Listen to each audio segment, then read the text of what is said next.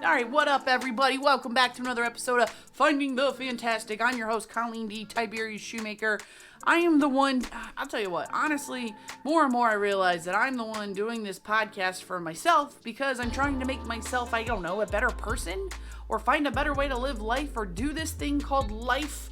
I always say I'm trying to find something between the hustle of surviving life and achieving it, and every day it's like something new comes my way, right? Whether it's losing weight, self-improvement, surviving job, work, whatever it is, it's like, oh my god, seriously? I realized this past weekend that although I love and value humans, some people just get on my last nerve, like just so much, and I'm gotten a lot better. I have this super strong desire for justice, which is not right because I do things wrong all the time.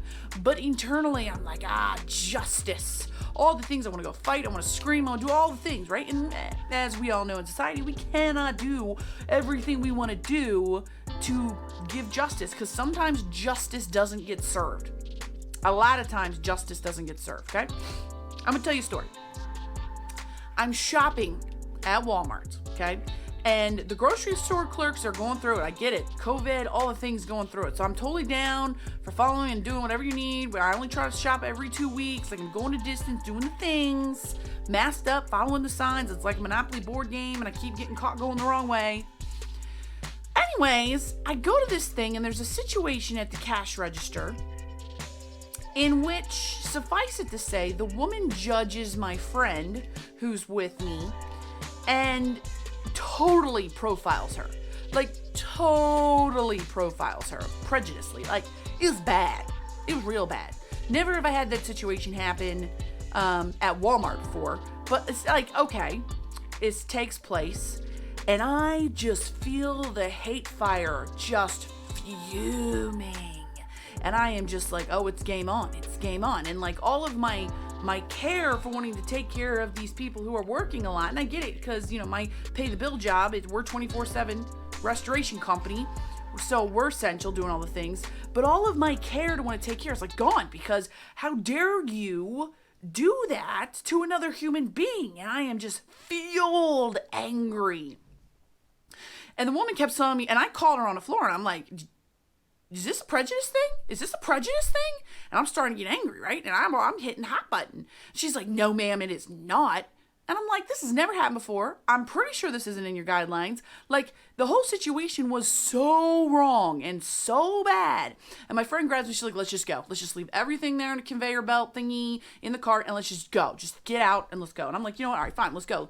But I'm like, angry about it. And I was pretty harsh with this person. The interaction was not a peaceful interaction. I didn't curse, I didn't yell, none of that.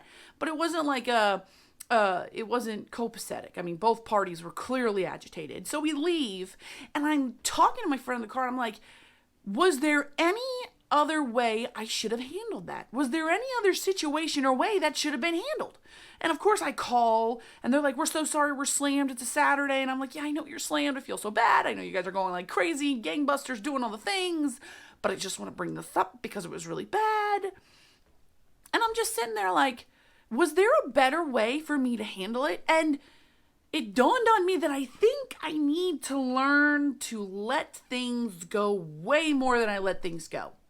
Like, that woman did what she did. And in that point in time, she was in control. She had all the control. I had one form of control, which was to not pay for anything and just walk away, which is what I ultimately did because of my friend. I don't think if she had been there, I would have done that. I mean, the whole thing was just a fiasco.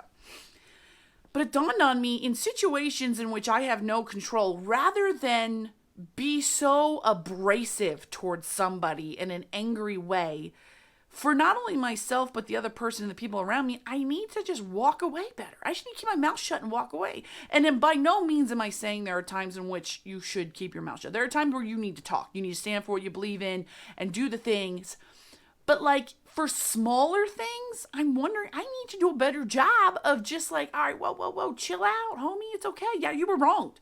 And I don't believe in karma. I don't think it comes around. I think, you know, people who are mean and bad guys, they just get away with it because they're mean and bad guys. And a lot of people disagree with me on that, and that's totally fine. But it's hard to be good. It's hard to be kind. People say it's easy to be kind. It's easy to be kind when you're not the victim. It's easy to be kind when you're not wronged. It's easy to be kind when you have nothing on the table that hurts. But when you're wronged and you're hurt and you're the victim, it is the hardest thing in the world to be kind. That woman did what she did, and she was 100% wrong for what she did. But I could have been kind. I could have been kind. I wasn't kind. I wasn't mean, but I wasn't kind. And I look back and I'm like, could I have done that? I'm like, no, it wasn't in me. I just didn't have it in me. I didn't have an ounce of kindness in me for that situation. Because I'm like all about the justice. And I'm like, dude, Colleen, somebody's got to do it. Somebody's got to be the bigger person to be kind, right? So I got to work on that. And I'm like, that's going to be my podcast. I'm just going to call myself on the table. I got to work on that. Like I said, she was wrong. But at the same time, I could have been kind. And yeah, probably would have still resulted in me walking away.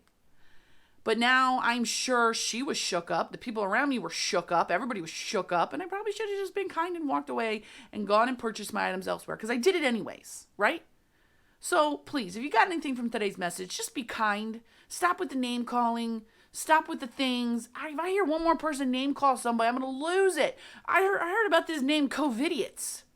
First of all, you should never call somebody a name. Ever. I don't care if you disagree with them. Don't call them a name. Keep it quiet. To call someone COVIDiot because they're doing something that they believe in or don't believe in? How terrible is that? Anyway, so if I can leave you with one challenge, just to try to be kind. Start by not name calling when you want to, or just walking away. Walking away. All right. That's it. That's all I got. I got to go. Enjoy the podcast. I got to go practice being kind when I don't want to be kind. Later.